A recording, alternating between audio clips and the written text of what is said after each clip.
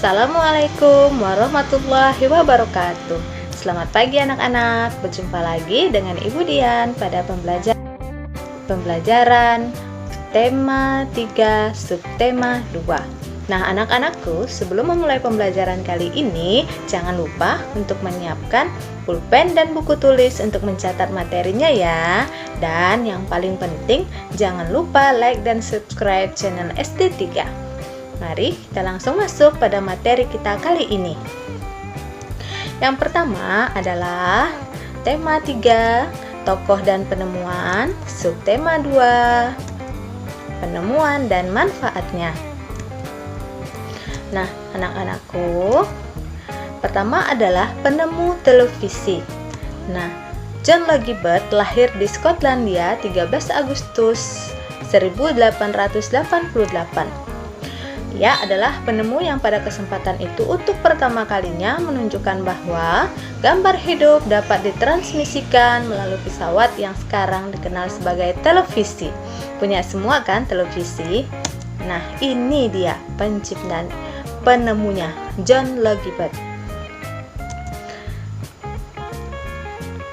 Nah, kemudian penemu komputer. Siapa yang pada saat ini tidak mengenal komputer? Pasti semuanya kenal. Atas jasa siapakah komputer ini? Nah, ini dia.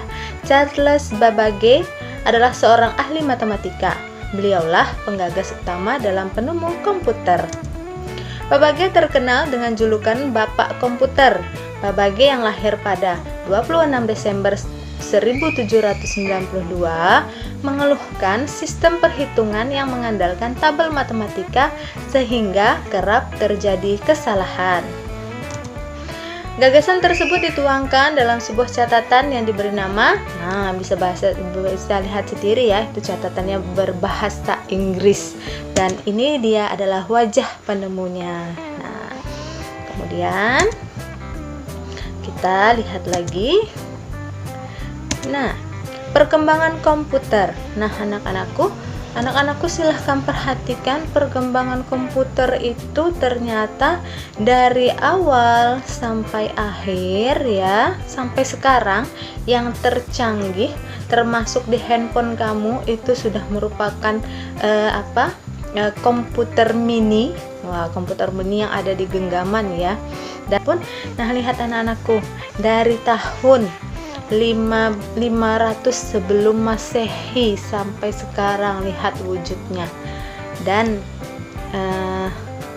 yang terbaru kamu bisa lihat dimanapun di lingkunganmu, ibu yakin pasti ada ya. Nah, kemudian penemuan jam mekanik. Nah, jam, kamu pernah tidak membayangkan jika di kehidupanmu sehari-hari tidak ada jam, hanya mengandalkan sinar matahari seperti orang zaman dahulu ya.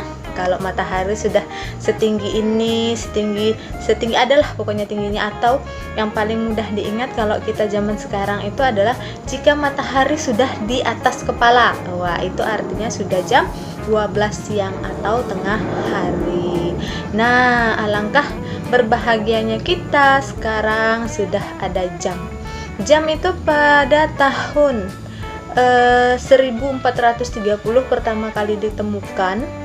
Bentuknya ya, bentuknya masih seperti ini, nanti ibu tunjukkan, yaitu ditemukan oleh masyarakat Eropa. Itu adalah jam yang menggunakan pegas. Nih, kalian lihat gambarnya. Seperti ini dia. Nah, itu lihat ada seperti apa itu ya? Seperti kayu lah pokoknya di atasnya. Di situ ada bayangan. Nah, seperti itulah ya.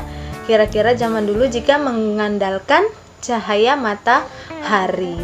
Nah, pada tahun 1656, nah, perkembangan yang pesat terjadi, yaitu ditemukannya jam lonceng. Pada jam lonceng itu sudah terdapat petunjuk penunjuk menit ya, menit. Nah, seperti ini. Ini kalau berbunyi sangat nyaring, neng neng neng neng neng ya. Kalau zaman dulu ibu sekolah masih bunyi lonceng seperti itu ya. Kalau sekarang sudah keren pakai bel. Nah, lalu terakhir tahun 1920 ditemukan jam saku dan kemudian ditemukan jam tangan. Nah, ini jam saku dulu dikalungkan atau dikocek ya, paling sering itu dikocek, makanya disebut jam saku. Nah, kalau jam tangan tidak perlu ibu tunjukkan, lampu lalu lintas. Gareth Augustus Morgan adalah penemu lalu lintas pada tahun 1923 yang sekarang digunakan di berbagai negara di dunia. Morgan seorang warga Amerika berkulit hitam yang peduli dengan keselamatan orang lain. Ia terpanggil untuk menciptakan sistem lampu lalu lintas setelah menyaksikan seringnya terjadi kecelakaan antara mobil dengan kereta kuda. Ya, kamu bayangkan jika di daerah perkotaan tidak ada lampu lalu lintas. Jangan jauh-jauh di daerah perkotaan, di daerah kita saja yang simpangnya ada 3, di daerah kita ya. Itu bayangkan jika tidak ada lampu lalu lintas. Nah, selanjutnya kita akan membuat lampu lalu lintas sederhana. Nah,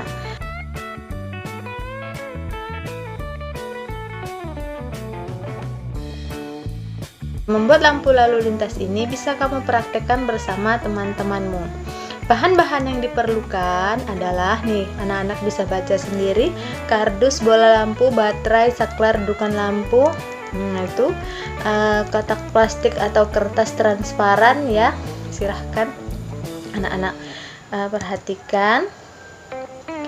Ini juga ada alat-alatnya, gunting, isolasi. Nah, baiklah. Nah, ini lampu lalu lintas tadi sangat erat kaitannya dengan rangkaian paralel. Jika pada subtema 1 kamu sudah mempelajari rangkaian seri ya. Nah, sekarang kamu akan mempelajari rangkaian paralel. Nah, ingat, rangkaian seri itu dia berbaris atau sejajar ya, sedangkan untuk rangkaian paralel itu dia berderet. Nah, ini anak-anak bisa lihat gambarnya. Paralel dan seri itu masing-masing mempunyai kelebihan. Nanti kita akan bahas pada subtema selanjutnya. Nah, baiklah anak-anakku. Nah, di sini ya, kita akan mempelajari tentang pengaruh televisi terhadap kehidupan masyarakat di lingkunganku. Ya, dan pasti di lingkungan tempat tinggalmu. Nah, kalau dulu zaman ibu yang sangat berpengaruh itu adalah televisi, ya. Tapi pada zaman kamu sekarang yang sangat berpengaruh itu adalah gadget, HP, ya, telepon pintar. Nah, ini anak-anak kita bahas karena di sini kita membahas tentang penemuan televisi.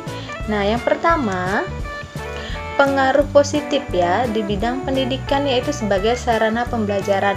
Banyak sekali pada televisi itu yang kita tonton yang dapat kita ambil sebagai pembelajaran. Membantu memperluas wawasan. Nah, ini. Kemudian, pengaruh negatif, mengurangi waktu belajar yang pasti apabila kamu kebanyakan nonton sinetron. Yang kedua, banyak tontonan yang tidak cocok dengan pelajar. Nah, itu tadi sinetron ya. Nah, kemudian pengaruh positif bidang ilmu pengetahuan. Nah, mendapatkan ilmu. Nah, seperti kamu bisa baca ya. Nah, di sini. Kemudian pengaruh negatifnya adalah terpengaruh karena tontonan negatif seperti sinetron, perkelahian, dan percintaan. Nah, ini yang paling sangat mengkhawatirkan, yaitu perkelahian dan percintaan, apalagi untuk anak-anak SD ya. Baiklah, akan kita lanjutkan. Kalimat efektif. Nah, kalimat efektif adalah susunan kata yang mengikuti kaidah kebahasaan secara baik dan benar. Kalimat efektif mempunyai syarat-syarat sebagai berikut. Pertama, sesuai PUEBI, Pedoman Umum Ejaan Bahasa Indonesia. menggunakan ejaan, tanda baca, dan kosakata baku yang tepat. Yang kedua, sistematis, yaitu memiliki susunan subjek, predikat, objek, pelengkap, dan keterangan. Yang ketiga, tidak boros dan bertele-tele. Nah, ringkas, tidak menghambur-hamburkan kata. Yang keempat, ambigu, tidak ambigu ya. Ambigu itu maksudnya bermakna ganda. Nah, itu supaya tidak kesulitan dalam mengambil atau mengartikan ide pokok. Baiklah, kita lanjut. Nah, ini adalah contoh kalimat efektif. Para tamu-tamu duduk di kursi. Nah, perhatikan kata para.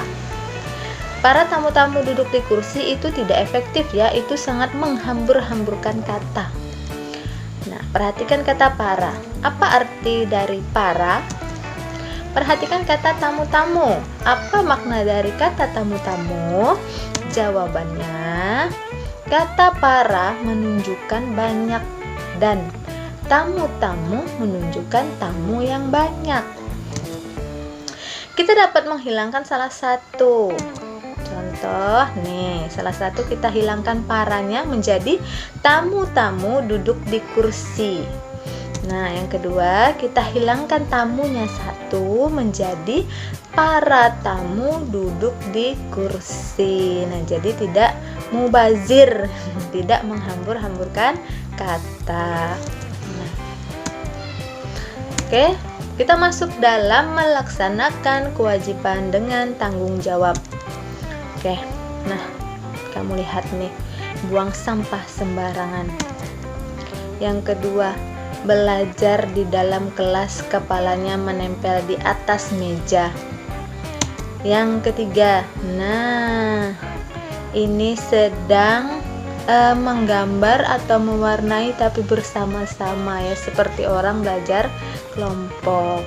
Nah, oke. Dari gambar tadi kita akan membaca di sini kewajiban dan tanggung jawab.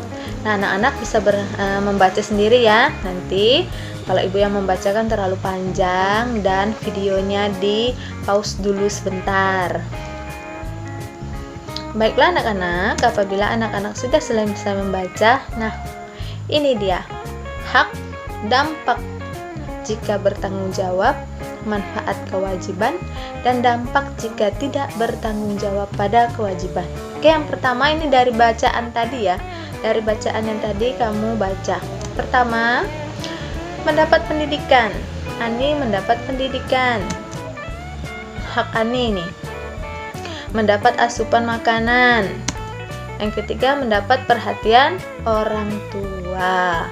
Nah, manfaat kewajiban. Tujuan kita akan tercapai dan dihargai orang lain. Dampak jika bertanggung jawab pada kewajiban. Yang pertama, menjadi orang berpendidikan. Wah, besar sekali manfaatnya ya. Kemudian membanggakan orang tua. Yang ketiga, cita-cita akan tercapai. Nah, bagaimana jika tidak bertanggung jawab pada kewajiban? Yang terjadi adalah terjebak dalam kebodohan. Mau?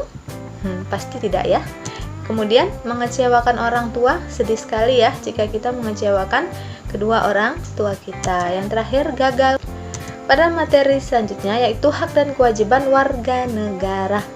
Kita sebagai warga negara Indonesia mempunyai hak dan kewajiban. Yang pertama adalah pasal 27. Yang pertama, hak atas pekerjaan dan penghidupan yang layak. Hak untuk ikut serta dalam upaya pembelaan negara. Wajib menjunjung hukum pemerintah. Wajib ikut serta dalam upaya pembelaan negara. Nah, lalu pasal 28, hak untuk hidup serta berhak mempertahankan hidup dan kehidupannya, hak atas kelangsungan hidup, tumbuh dan berkembang, serta berhak atas perlindungan dari kekerasan dan diskriminasi. Kemudian wajib menghormati hak asasi manusia orang lain. Wajib tunduk kepada pembatasan yang ditetapkan dengan undang-undang. Kemudian yang ketiga, pasal 29, hak untuk memeluk agamanya masing-masing dan untuk beribadah menurut agama dan kepercayaannya. 4. Pasal 30, hak ikut serta dalam usaha pertahanan dan keamanan negara. Wajib ikut serta dalam usaha pertahanan dan pembelaan negara dan keamanan negara. Pasal yang kelima, pasal ke-31, pasal 31 yang kelima ya, hak mendapat pendidikan. Kemudian wajib mengikuti pendidikan dasar dan pemerintah wajib membiayai. Seperti yang anak-anak jalani sekarang, pendidikan dasar dan dibiayai oleh pemerintah. Oke. Nah, anak-anakku, yang terakhir materi kita adalah berlatih memainkan alat musik sesuai dengan interval nada. Nah, yang ini nada ya berjarak setengah nada. Mi, fa, ti, la. No. Sila itu ya. Berjarak satu nada. Nah, ini anak-anak perhatikan. Berjarak 1,5 nada. Nah, ini. Kemudian berjarak 2 nada. Nah, ini. Oke. Sampai di sini dulu perjumpaan kita kali ini pada tema 3, subtema 2. Nah, anak-anakku, ingat ya, pesan ibu selalu untuk menjaga protokol kesehatan, yaitu dengan mencuci tangan, memakai masker, dan menjaga jarak apabila sedang berada di luar. Demikian dari Ibu akhiri. Wassalamualaikum warahmatullahi wabarakatuh.